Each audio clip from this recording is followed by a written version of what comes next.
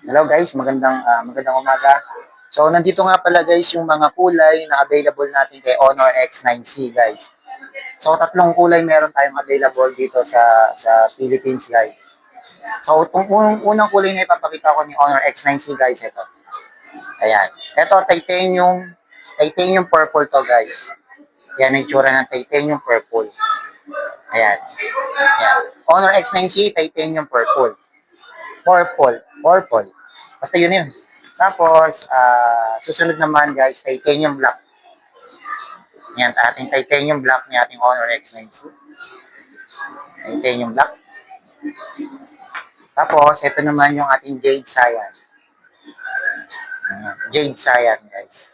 Honor X9C, Jade Cyan. Ganda, di ba? So, ikaw, anong kulay yung gusto mo sa tatlo na nabanggit? So, meron tayong titanium purple, titanium black, tapos meron rin tayong Jade Cyan. Yan. Hindi Super Cyan ha. Jade Cyan lang. Jade Cyan. Hindi Super Cyan. So, ito yung mga kulay. So, ito guys yung Jade Cyan, yung ating Honor X9C.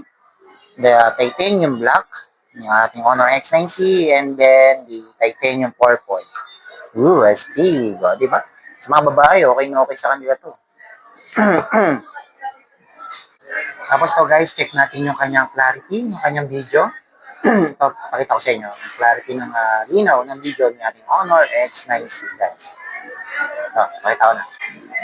Ayan mga sir and ma'am, as you can see, ayan ganyan yung linaw ng ating Honor X9C guys. Pagdating sa kanyang video, may stabilizer na rin yan. Ayan guys, diba? Ganda, malinaw siya.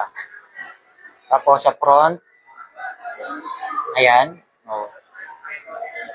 108 megapixel guys yung kanyang sa likod. So, kanyang back. May stabilizer na po siya. Yung nakikita nyo na 60 frame per seconds po siya. Pero, sa kanyang unahan, 30 frame per seconds po tayo. So, malinaw na ang kanyang stabilizer ay nasa likod guys. Tapos, meron na siyang dual video. Para rin talaga siyang si X9B. Kaso nga lang, mas in-improve talaga to. In terms of durability, battery, ayan, sa ating Honor X9C guys. And then, gustong-gusto ko sa kanya yung design niya, guys. Ganda. Ang ganda ng design niya sa likod. Diba? Titanium black to, guys, ha. Kaya, si ating Honor X9C. Pwede na kayo mag-pre-order, guys. Hindi to mahal, guys, ha. Hindi to mahal. Ayan. Sabihin na lang natin na halos wala siyang pinagkaiba sa presyo ni ating Honor X9B. So, yun. Pero di ko talaga pwedeng sabihin yung pinaka-presyo niya kasi naka-blind pre-order pa po siya, mga sir and ma'am. So, ganyan siya kaganda. Linaw, di ba? Tapos sa photo niya, sa mga naghanap ng 0.6 dyan, ayan.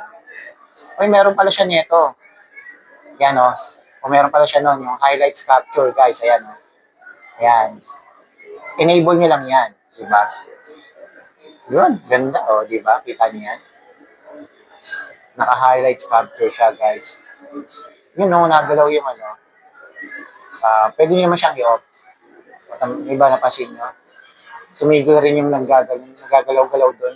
Pero kapag inan nyo siya, gagalaw-galaw na uli yun. Tingnan nyo. I-on ko. Yan. Di ba?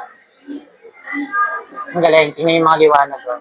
Mga ilaw, yung ano. Di ba na gano'n? So, off ko na lang. No?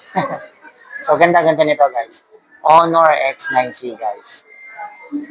Alam ko, meron na rin tong AI eraser, guys. Excuse me. So, yun lang, guys. Matching na ako.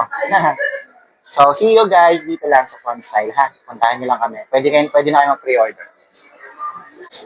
So, yun lang, guys. Pwede kayo mag-pre-order. Hanapin nyo lang po ako. Yun lang, guys. Bye-bye. Happy New Year!